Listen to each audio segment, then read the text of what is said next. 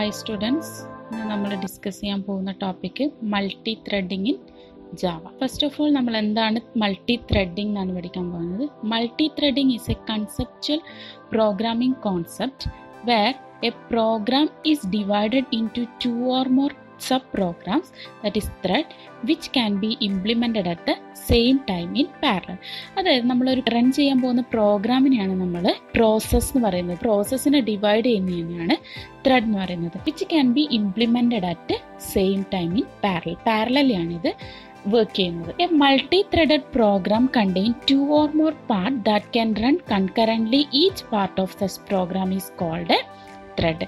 ഈ കൺകറൻ്റ് ആയിട്ട് വർക്ക് ചെയ്യുന്ന ഈ ഓരോ പാർട്ടിനെയും നമ്മൾ ത്രെഡ് എന്ന് പറയും.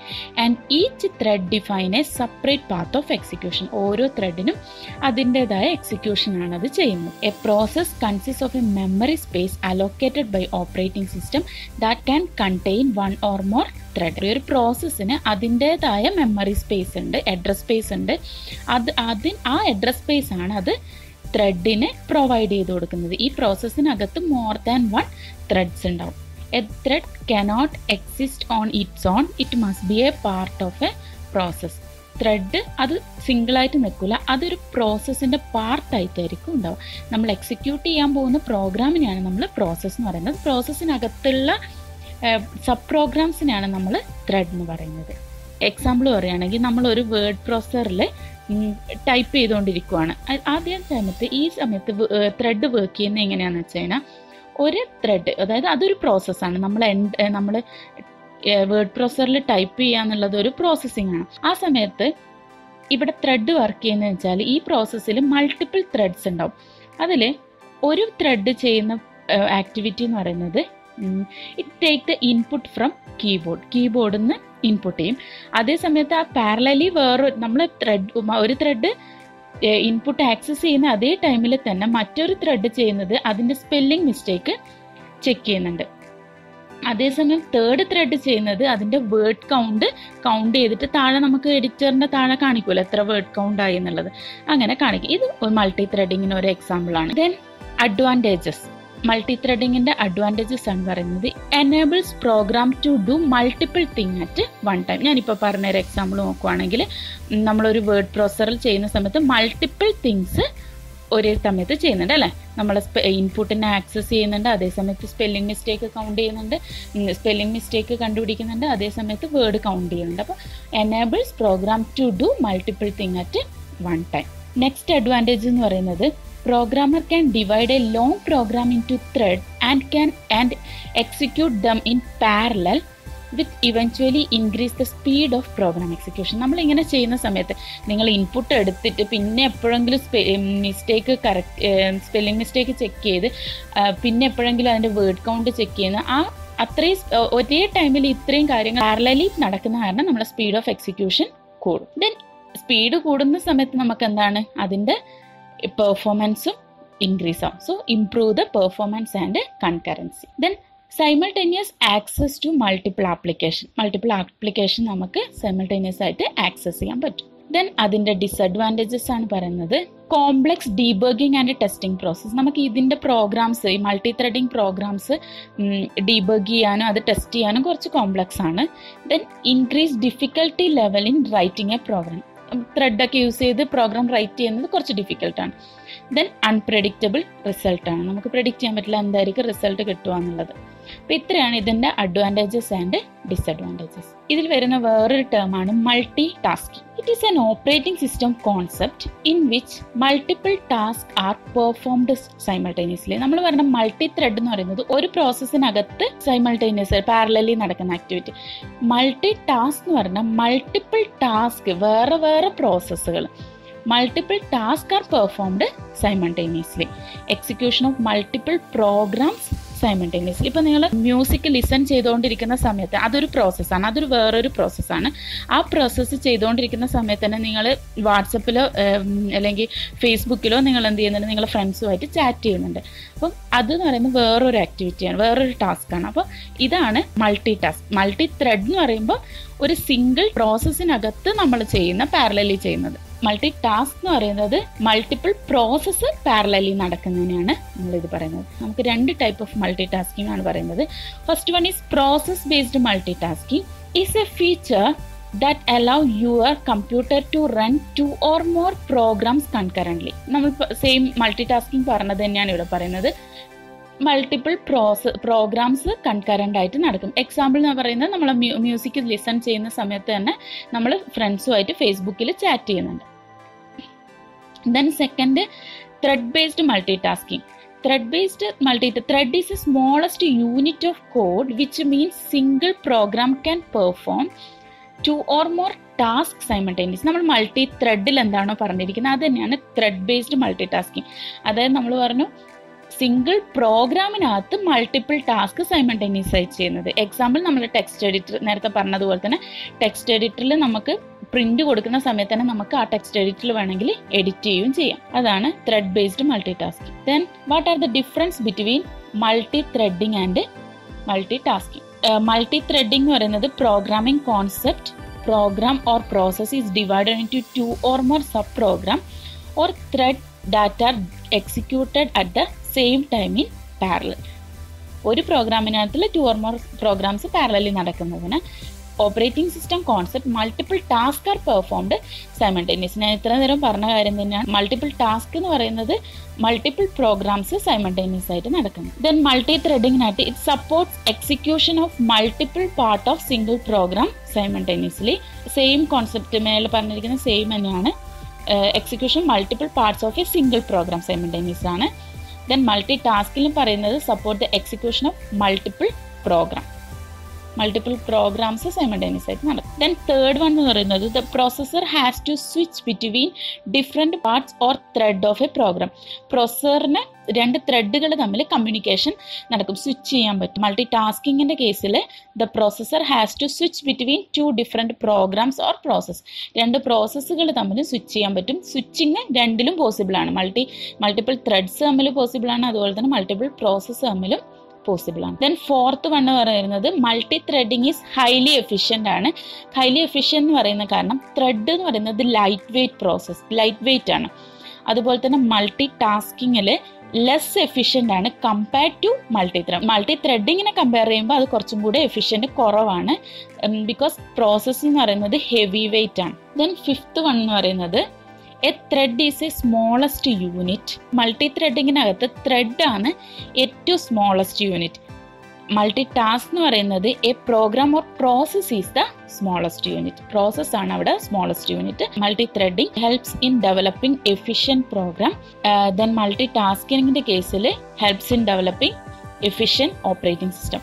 Multi threading cost effective in case of contact switching. Multi ടാസ്കിങ്ങിൻ്റെ കേസിൽ expensive in case of contact switching. ത്രെഡിങ്ങിൻ്റെ കോണ്ടാക്ട് സ്വിച്ചിങ് എന്ന് പറയുന്നത് നമുക്ക് അത്രയും ഈസി ആയിട്ട് ചെയ്യാൻ പറ്റും. 2 പ്രോസസ്സ് നമ്മൾ സ്വിച്ച് ചെയ്യാൻ കുറച്ചും കൂടെ എക്സ്പെൻസീവ് ആണ്, കുറച്ച് ഡിഫിക്കൽട്ടാണ്. സോ അതാണ് difference between multi threading and multi tasking. Then അടുത്ത ഇമ്പോർട്ടൻറ്റ് ടോപ്പിക്കാണ് life cycle of a thread. Thread can be in any of the 5 following States.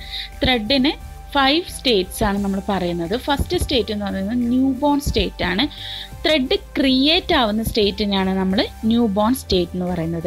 When a thread object is created a new thread is born and Z to be new born state. Then second state എന്ന് പറയുന്നത് runnable state ആണ്. If a thread is in this state it means that the thread is ready for execution and waiting for availability of the processor.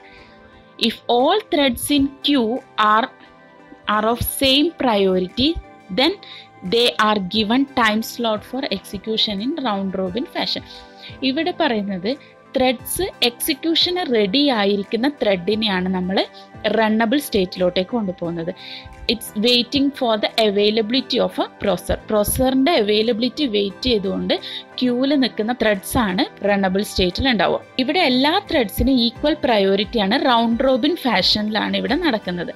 അതായത് ഒരാൾ time slots കൊടുത്തിട്ടുണ്ട്, ഓരോരുത്തർക്ക് ആ time അനുസരിച്ചിട്ട് അവർ round Robin ഫാഷനിൽ നടക്കും. Then blocked state. ഇപ്പോൾ ഒരു ത്രെഡിനെ നമ്മൾ എന്തെങ്കിലും ഒരു ആവശ്യത്തിന് ബ്ലോക്ക് ചെയ്തിട്ടുണ്ടെങ്കിൽ സസ്പെൻഡ് ചെയ്തോ അല്ലെങ്കിൽ വെയിറ്റ് ചെയ്തോ അത് സ്ലീപ്പ് ചെയ്യാനോ പോയിരിക്കുവാണെങ്കിൽ അങ്ങനെയുള്ള സ്റ്റേറ്റ്സ് അത് ചിലപ്പോൾ അതിനെന്തെങ്കിലും റിസോഴ്സസ് ആവശ്യമുണ്ട്. ഇനി പ്രോസസ്സ് ചെയ്യേണ്ട സമയത്ത് അതിനെന്തെങ്കിലും റിസോഴ്സ് കുറച്ചും കൂടെ വേണമെങ്കിൽ അത് ആക്സസ് ചെയ്യാൻ വേണ്ടിയിട്ട് ബ്ലോക്ക്ഡ് സ്റ്റേറ്റ് പോയിട്ട് അതിൻ്റെ ആക്ടിവിറ്റി കംപ്ലീറ്റ് ചെയ്യാം. ദെൻ ആഫ്റ്റർ ആ വെയിറ്റിംഗ് സ്റ്റേറ്റ് ബ്ലോക്കിംഗ് സ്റ്റേറ്റിൽ നിന്ന് അതിൻ്റെ റിസോഴ്സസ് എല്ലാം ആക്സസ് ചെയ്തതിന് ശേഷം അതിന് വീണ്ടും റെസ്യൂം ചെയ്തിട്ട് പോകാം. If a thread is prevented from entering into runnable state and subsequently running state, then a thread is said to be in a blocked state. ചിലപ്പോൾ റണ്ണബിൾ സ്റ്റേറ്റിൽ ഇരിക്കുമ്പോഴായിരിക്കും അതിന് മനസ്സിലാവുന്നുണ്ടാവുക കുറച്ചും കൂടെ റിസോഴ്സസ് വേണം. അപ്പോൾ അതിനെന്ത് ചെയ്യാം, ബ്ലോക്ക് സ്റ്റേറ്റിലോട്ടേക്ക് പോകാം. ചിലപ്പോൾ റൺ ചെയ്തുകൊണ്ടിരിക്കുമ്പോഴായിരിക്കും മനസ്സിലാവുന്നത്, അപ്പോഴും അതിന് ബ്ലോക്ക് സ്റ്റേറ്റിലോട്ടേക്ക് പോകാം. ദെൻ ഫോർത്ത് സ്റ്റേറ്റ് എന്ന് പറയുന്നത് ഡെഡ് സ്റ്റേറ്റ് ആണ്. A runnable thread enter the dead or terminated. ഒന്നിക്കിൽ അത് ഡെഡ് ആവുക, അല്ലെങ്കിൽ അത് അതിൻ്റെ എക്സിക്യൂഷൻ കംപ്ലീറ്റ് ചെയ്തിട്ട് ടെർമിനേറ്റ് ചെയ്ത് പോവാം. അതാണ് ഡെഡ് സ്റ്റേറ്റ്. ദെൻ ഒരു സ്റ്റേറ്റും കൂടിയുണ്ട്, running state. Running state it mean that the processor has given its time to the thread for execution. Execution നടന്നുകൊണ്ടിരിക്കുന്ന സ്റ്റേറ്റിനാണ് നമ്മൾ റണ്ണിങ് സ്റ്റേറ്റ് എന്ന് പറയുന്നത്. A thread keeps running until the following condition occur. First one എന്ന് പറയുന്നത് a thread give up its control on its own and it can happen in the following situation. ഞാനിപ്പോൾ പറഞ്ഞു, ചില ത്രെഡിന് സസ്പെൻഡ് ചെയ്തിട്ടുണ്ടാവും. നമ്മൾ എന്തെങ്കിലും അതിൻ്റെ റിസോഴ്സസ് അവൈലബിലിറ്റി കുറവായതുകൊണ്ടോ എന്തെങ്കിലും കൊണ്ട് അതിനെ സസ്പെൻഡ് ചെയ്തിട്ടുണ്ടാവും. അപ്പോൾ അതിൻ്റെ ആക്ടിവിറ്റി അത് സോൾവ് ചെയ്ത് കഴിഞ്ഞാൽ അതിന് തിരിച്ച് റെസ്യൂം ചെയ്ത് പോകാം. അങ്ങനെയുള്ളതിനെ നമ്മൾ റണ്ണിങ് സ്റ്റേറ്റിലോട്ടേക്ക് എടുക്കും. Then a thread is made to sleep. അത് ചിലപ്പോൾ കുറച്ച് മില്ലി സെക്കൻഡ്സിലേക്ക് അതിന് സ്ലീപ്പ് ചെയ്യേണ്ടി വരും. അപ്പോൾ അങ്ങനെയുള്ളതിന് നമ്മൾ റൺ ചെയ്യും. Then a thread is made to wait for some event occur wait ചെയ്യാൻ വേണ്ടിയിട്ട് പറയും. ചിലതിന് എന്തെങ്കിലും കാര്യം കൊണ്ട് അതിനേക്കാളും എന്തെങ്കിലും ആവശ്യത്തിന് വേണ്ടിയിട്ട് അതിനെ വെയിറ്റ് ചെയ്യിപ്പിക്കും. അപ്പം അങ്ങനെയുള്ളതിനെയൊക്കെ അത് ഷെഡ്യൂൾ ചെയ്യും.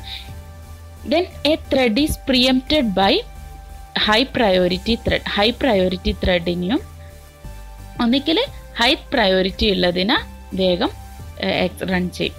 അപ്പോൾ ഇങ്ങനെയുള്ള കാര്യങ്ങളാണ് ഇവിടെ നടക്കുന്നത്. റണ്ണിങ് സ്റ്റേറ്റ് എന്ന് പറയുന്നത് റൺ ചെയ്തുകൊണ്ടിരിക്കുന്ന സ്റ്റേറ്റിനെയാണ് നമ്മൾ റണ്ണിങ് സ്റ്റേറ്റ് എന്ന് പറയുന്നത്. ദെൻ അതിൻ്റെ ലൈഫ് സൈക്കിളിൻ്റെ ഒരു മോഡൽ ഉണ്ട് ഇവിടെ.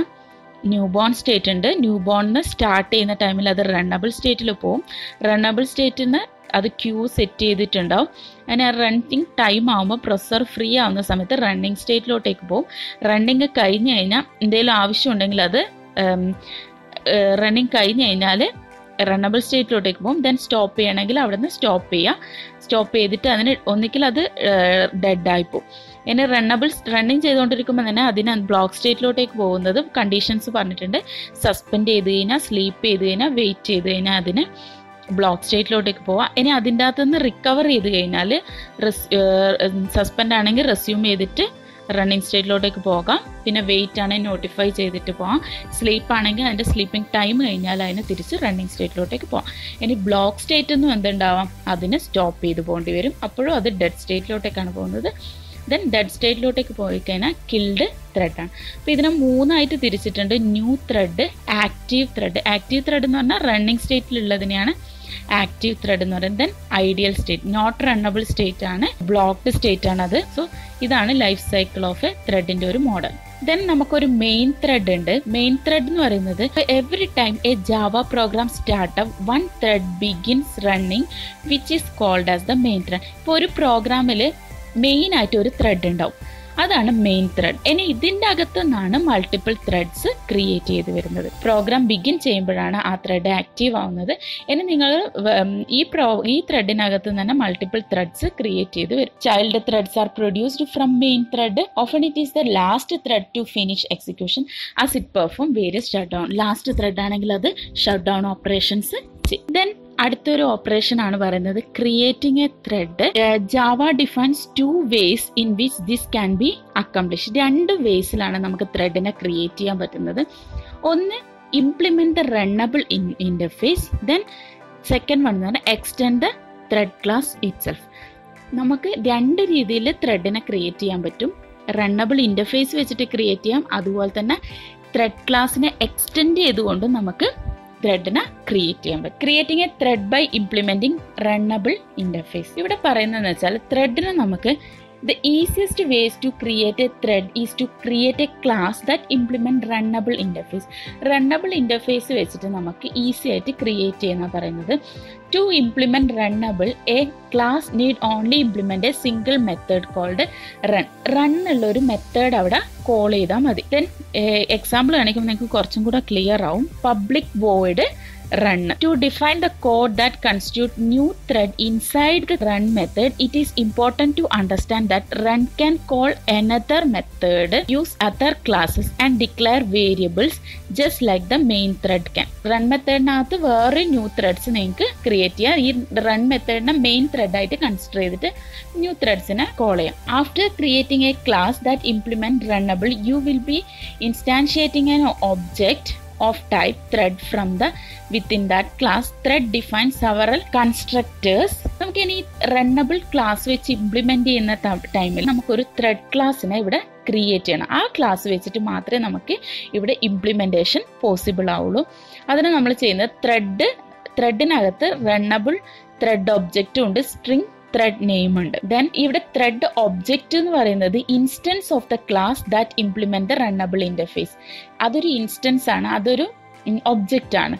ദെൻ നെയിം എന്ന് പറയുന്നത് ജസ്റ്റ് നമ്മളൊരു ത്രെഡിന് ഒരു നെയിം കൊടുത്തിരിക്കുന്നതാണ്. After the new thread is created, it will not start running until you call it എസ്. നമുക്ക് ത്രെഡ് ക്ലാസ്സിനെ ക്രിയേറ്റ് ചെയ്ത് കഴിഞ്ഞാൽ മാത്രമേ ഇവിടെ സ്റ്റാർട്ട് കോൾ ചെയ്യാൻ പറ്റുള്ളൂ. എക്സാമ്പിൾ കാണിക്കുമ്പോൾ കുറച്ചും കൂടെ ക്ലിയർ ആവും. ഇവിടെ ക്ലാസ് T1 യൂസ് ചെയ്തിട്ടുണ്ട്.